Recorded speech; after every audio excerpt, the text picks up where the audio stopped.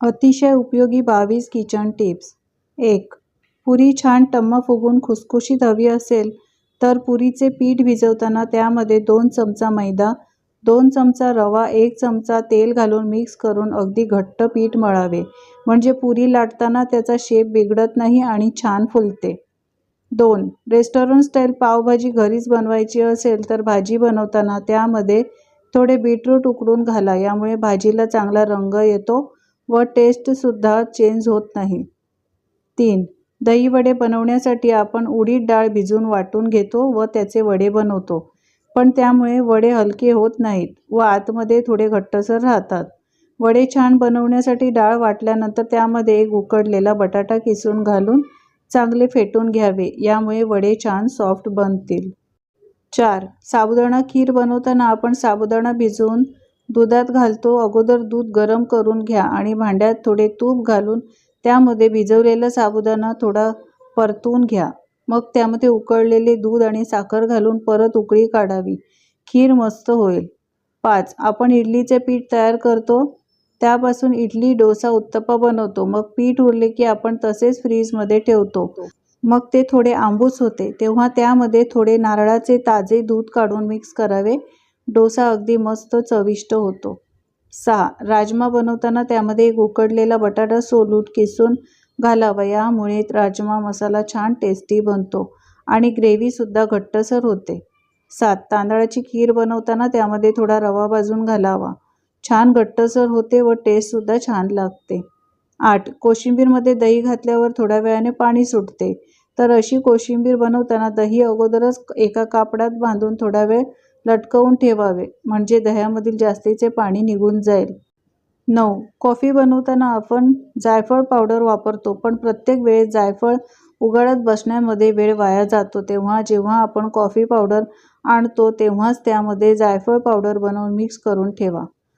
10. मुळा किसून झाल्यावर त्याला पाणी सुटते, ते पाणी फेकून न देता ते आमटीमध्ये घालावे. आमटी चवीला छान लागते. शिवाय मुळ्याचे सुटलेले पाणी गुणकारी सुद्धा असते. 11. पावसाळ्यात डाळ व शेंगदाणे विकत आणल्यावर ते बरेच दमट होतात. हरभरा डाळ, शेंगदाणे उन्हाळ्यात वाळवून डब्यात भरून ठेवावे, खराब होणार नाहीत. 12. प्लास्टिक भांड्यावरील किंवा कप वशीवरील डाग घालवण्यासाठी ब्लिचिंग पावडरचे पाणी त्यात घालून ठेवावेत. त्याच पाण्याने थोडे घासून नंतर स्वच्छ धुवावे. 13. फ्रूट सॅलड, दूध किंवा अन्य कोणतंही सरबत यामध्ये मध टाकल्यास चव चांगली लागते व शक्तिवर्धक होते. 14. ग्रेव्हीची चव वाढवण्यासाठी कांदा भाजताना त्यात अर्धा चमचा साखर घाला.